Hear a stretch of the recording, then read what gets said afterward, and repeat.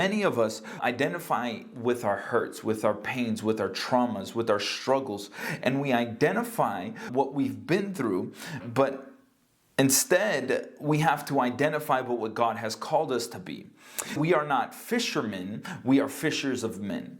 We are not hurt, we are not defeated, but we are more than conquerors. And even in her brokenness, she pressed toward Jesus Christ, bleeding on others on the way. And so she's still a woman that's bleeding. Her clothes are full of blood, and she's bleeding along the path, and she's bleeding on the people. She's bleeding, but when she gets in contact with God, it changes everything.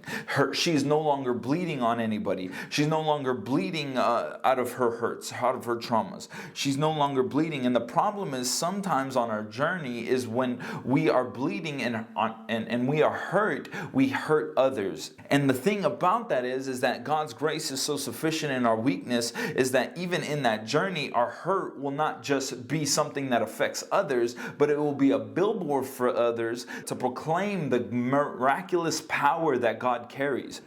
And after encountering Jesus, she was no longer defined by her condition, but instead she was called daughter by God. Our identity in Christ is that we are adopted into God's family. Through salvation, we have received God's name and are adopted into His family. We have a kingdom authority, power, and live under an open heaven.